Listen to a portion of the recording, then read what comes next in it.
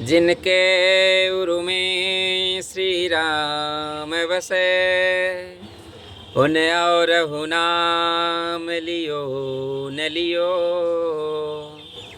कौशलपुर वास कियो जिन्होंने, तिन और वास कियो न कियो। सरयू जलपान कियो जिन्होंने, तिनु अमृत पान कियो न कियो।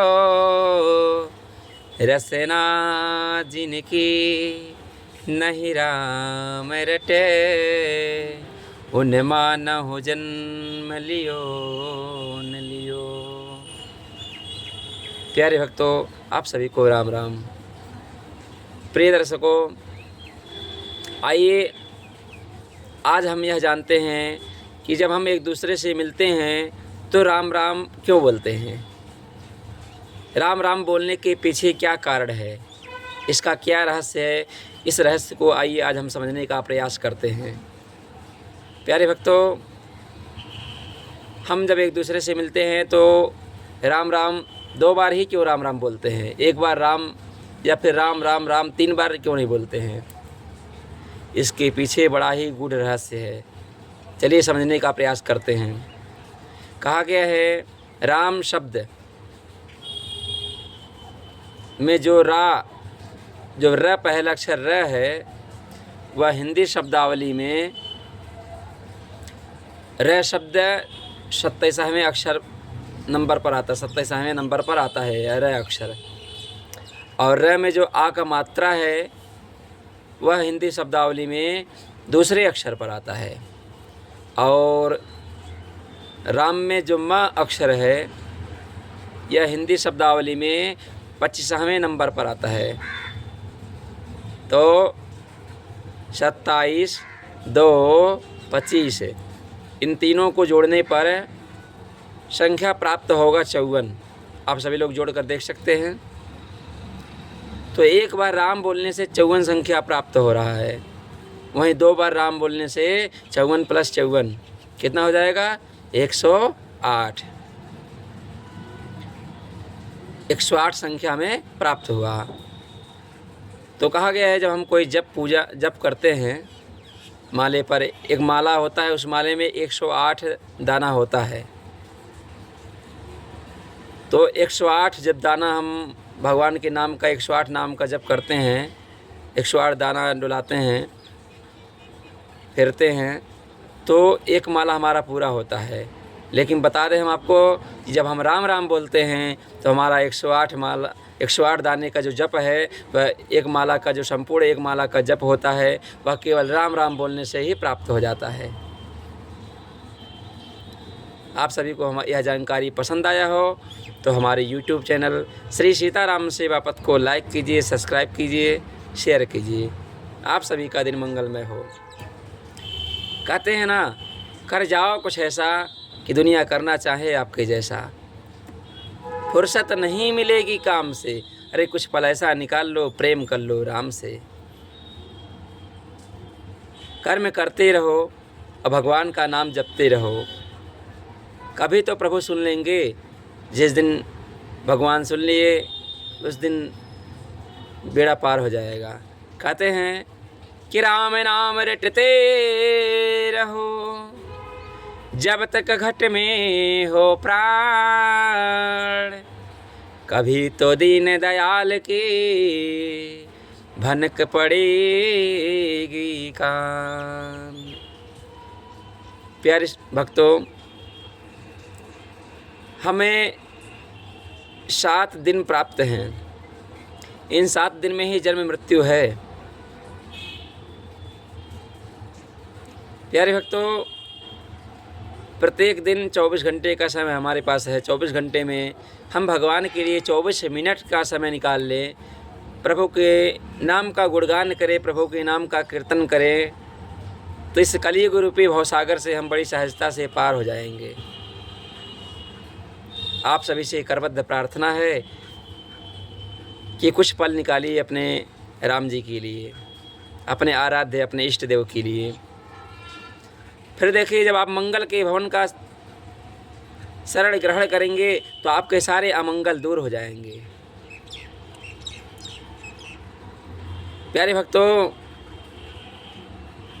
कहा गया है जो प्रभु की शरण ग्रहण करते हैं उनके तापत्रय विनाशाय, 3 प्रकार के जो दैहिक दैविक भौतिक ताप से संतप्त हैं प्राणी, तत्क्षण समाप्त हो जाते हैं भगवान की शरण में जाने से।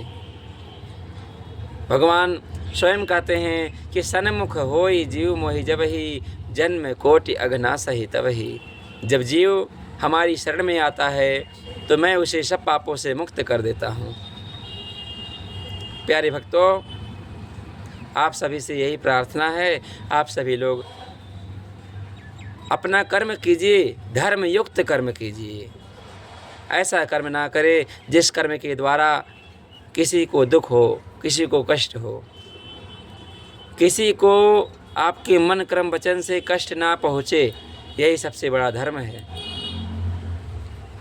आप अपना कर्म कीजिए, धर्म युक्त कर्म करते रहिए, अब प्रभु का नाम जपते रहिए। यही सबसे बड़ी पूजा हो गई। माता पिता का सम्मान कीजिए, माता पिता की सेवा कीजिए, और गौ और ब्राह्मण का सम्मान कीजिए। गौ ब्राह्मण की सेवा करने का जब भी अवसर मिले उस अवसर को गवाएं नहीं। कभी अतिथि कोई आपके घर पर आ जाए तो आपके पास जो हो यथाशक्ति आप उसे समर्पित कीजिए, उसको खिलाइए पिलाइए, दान पुण्य भी कीजिए। क्योंकि तन पवित्र सेवा की धन पवित्र कर दान, और मन पवित्र हरि भजन सो होत त्रिविध कल्याण। धन की 3 गति होती है, दान, भोग और नाश। यदि धन है आपके पास तो आप दान कीजिए, दान करने से वो धन आपका शुद्ध हो जाएगा। और यदि आप दान नहीं कर सकते हैं तो आप भोग कीजिए, अपने बच्चों को, अपने पत्नी को, अपने माता पिता को, अपने भाई बंधुओं को खिलाइए पिलाइए, उसका भोग कर लीजिए। अगर आप न दान कर रहे हैं न भोग कर रहे हैं तो दान की तीसरी गति स्वतः हो जाएगी, उसका नाश हो ही जाएगा। एग्जाम्पल, उदाहरण में आप समझ लीजिए, जैसे आपके पास बहुत सारे वस्त्र हैं तो आप वस्त्र बहुत सारे हैं, मान लीजिए कोई एक वस्त्र ले लीजिए। आपके पास बहुत सारे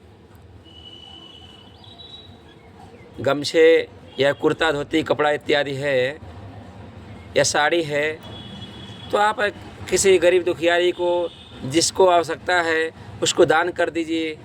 1-2 अपना उसमें से दान कर दीजिए, वो भी पहनेगा, आशीर्वाद देगा आपको। आप किसी का भला करेंगे तो आपको लाभ ही मिलेगा। और यदि आप दान नहीं कर सकते हैं तो उसको आप स्वयं धारण करें, पहने, अपने परिवार को दे पहनने के लिए। ना आप स्वयं पहनेंगे ना दान करेंगे तो वह रखे रखे खराब हो जाएगा, उसका स्वतः नाश हो जाएगा। अतः कहा गया धन की 3 गति में पहली गति उत्तम है, दान कीजिए। दूसरी गति मध्यम है, भोग। और तीसरी गति तो अधम है, जब नाश हो जाएगा तो अधम है, फिर आपको दोष लगेगा। अतः प्यारे भक्तों, आप सभी लोग जब भी दान पुण्य का अवसर आए तो कहते हैं ना कि अपनी कमाई का 10वां अंश दान करना चाहिए। 10वां अंश नहीं दान कर सकते हैं तो प्रत्येक दिन अगर आप 10 रुपये भगवान के लिए निकाल कर कहीं रखते हैं तो 1 महीने में 300 रुपये होगा। वहीं 1 साल में आपका 3600 रुपये हो जाएगा। 3600 रुपये आप 1 साल में एकत्रित करते हैं भगवान के लिए, तो एक बार भगवान सत्यनारायण का व्रत कथा बड़े आराम से आप सुन सकते हैं, श्रवण कर सकते हैं, केवल और केवल 10 रुपये बचाने मात्र से। आप सोच कर देखिए, आप आज से ही प्रारंभ कर दीजिए। अपनी कमाई का कुछ अंश प्रभु के लिए बचा कर रखिए, सत्कर्म के लिए रखिए, दान पुण्य के लिए बचा कर रखें। और जब कुछ एकत्रित हो जाए राशि, विशेष राशि, तो उसका या तो दान पुण्य कर दीजिए या फिर कथा पूजा पाठ करवा लीजिए, तो आपका मंगल अवश्य होगा। भगवान की शरण में रहने वाले का कभी अमंगल नहीं होता है। कहते हैं ना कि भाय कुभाय अनख आलसहु, नाम जपत मंगल दिशि दसहु। भाव से, कुभाव से, जो क्रोध से, आलस से, किसी भी तरह यदि हम भगवान के नाम का जप करते हैं तो हमारा मंगल ही होगा, अमंगल नहीं होगा। प्यारे भक्तों, कहा गया है नहीं कलि कर्म न भगति विवेको, राम नाम अवलंबन एको। इस कलिकाल में हरे नामैव केवलम, बस प्रभु के नाम का सहारा है।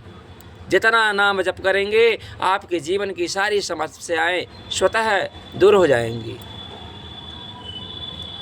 प्यारे भक्तों, कहा गया है कि आप जीवन में जब भी अवसर मिले तो आप कहीं कथा पूजा हो, आप वहाँ तक नहीं जा सकते हैं तो अपने घर से ही प्रभु को प्रणाम कर लीजिए। कहते हैं कथा पूजा सुनने का भी कुछ विधान होता है, विधि होता है। आप जब भी कथा पूजा करते हैं या करवाते हैं तो आपको पूजा पाठ का संपूर्ण फल प्राप्त करना हो तो हमारे एक विधि मैं आप लोग को बतलाने जा रहा हूँ। इस विधि को अपनाइए, आप लोगों को पूजा पाठ का संपूर्ण फल प्राप्त होगा। विधि क्या है आइए जानते हैं। कहा गया है आप जब भी पूजा पाठ कराते हैं तो आप ब्राह्मण देवताओं को घर पे बुलाते हैं, आपके घर पे ब्राह्मण देवता आते हैं तो सर्वप्रथम आप ब्राह्मण देवता का चरण धुलें। जब आपके द्वार पे आएँ आप उनके चरण धोएं। चरण धोते समय अगर आप गृहस्थ हैं, पति पत्नी हैं, तो पत्नी आपके बाएं भाग में होनी चाहिए। तो आप चरण धोएं और चरण धुलने के बाद ब्राह्मण देवता को तिलक लगाएं, इस अंगुली से, अनामिका अंगुली से अक्षत लगाएं। तत्पश्चात आपके पास हो तो आप पुष्पमाला भी पहना सकते हैं ब्राह्मण देवता को और ब्राह्मण देवता की आरती भी उतारें, क्योंकि ब्राह्मण भूदेव है, पृथ्वी का देवता है। अगर आप ब्राह्मण को देवता मानकर पूजा करेंगे, देवता मानकर उनका सम्मान करेंगे, तभी आपका पूजा सफल होगा, अन्यथा आपकी पूजा का पूर्ण फल प्राप्त नहीं होगा। आप ब्राह्मण देवता साक्षात देवता बुलाए हैं घर पर तो ब्राह्मण देवता का पूजन अर्चन करें, उन्हें एक दिव्य आसन दे बिठाएं उस आसन पर और उन्हें कुछ मीठा जल प्रदान करें और फिर उन्हें हाथ जोड़ करके पूजन की सामग्री प्रदान करें और उनके लिए एक आसन बिछाएं, अपने लिए भी एक आसन बिछाएं, संपूर्ण सामग्री प्रदान करें। ब्राह्मण देवता आपका उनसे प्रार्थना करें, हे ब्राह्मण देवता आप विधि विधान से, पूरी श्रद्धा विश्वास के साथ में विधि विधान से हमारे पूजन को सफल बनाने का प्रयास करें। हम आपको निराश नहीं करेंगे, हमारा पूरा प्रयास रहेगा आपको प्रसन्न करने का।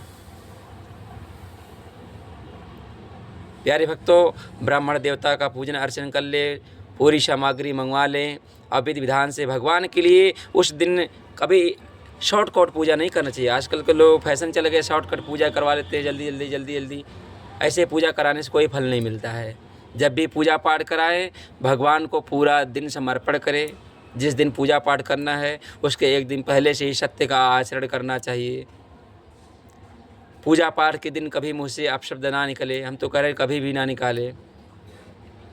सत्य का आचरण करें, पूजा पाठ के दिन भी कभी किसी को अपशब्द ना कहे, अपशब्द सुने ही ना। कोई बोल भी रहा तो आप वहाँ से डोल जाइए, हट जाइए और आप सत्य का आचरण करें, पवित्रता रखें, खान पान का भी विशेष ध्यान रहे, शुद्ध शाकाहारी, लहसुन प्याज ना रहे, शुद्ध प्रसाद भगवान का प्रसाद बनाएं, प्रसाद भगवान को भोग भी लगाएं और स्वयं भी ब्राह्मण देवता को खिलाएं और स्वयं भी पाएं। प्यारे भक्तों, उस दिन जिस दिन पूजा पाठ करते हैं उस दिन पूजा पाठ जब संपन्न हो जाए सबको प्रसाद वितरण करें, ब्राह्मण देवताओं को भोजन खिलाएं, भोजन कराएं, उनको द्रव्य दक्षिणा दे करके वस्त्र, द्रव्य दक्षिणा, फल इत्यादि यथाशक्ति जो समर्थ हो पूरी श्रद्धा के साथ, पूरी शक्ति के साथ उन्हें समर्पित करें, हाथ जोड़कर उन्हें विदा करें। और उस दिन आप भजन कीर्तन करें, आपके जिह्वा पे प्रभु का नाम आता रहे। हो सके तो रात्रि में जागरण करे, भगवान नाम संकीर्तन करे, तो आपका पूजा अवश्य सफल होगा, इसमें कोई संशय नहीं है। यदि आप ब्राह्मण देवता को प्रसन्न करते हैं और भगवत नाम का आश्रय लेते हैं, सत्य का आचरण, पवित्रता का आचरण करते हैं, तो आपके पूजन में अवश्य ही ठाकुर जी की कृपा बरसेगी, राम जी की कृपा बरसेगी, आपका पूजन अवश्य सफल होगा। आप जिस कामना से पूजन किए हैं वो कामना आपकी अवश्य पूरी होगी, इसमें कोई संशय नहीं है। प्यारे भक्तों, आप सभी से यही प्रार्थना है कि भगवत नाम का आश्रय ले लीजिए, जीवन आसान हो जाएगा। कहते हैं ना कि आराम की तलब है तो एक काम कर, आराम जी की शरण में और राम राम कर। आप सभी को राम राम। आप सभी का दिन मंगलमय हो। आप सभी लोग स्वस्थ रहें, सुखी रहें। भगवान राम जी की कृपा आपके ऊपर एवं आपके परिवार के ऊपर बनी रहे। बोलो श्री अब रामचंद्र भगवान की जय। अगर यह हमारा वीडियो पसंद आया हो तो हमारे YouTube चैनल श्री सीताराम सेवा पथ को सब्सक्राइब जरूर करें। आप सभी को राम राम।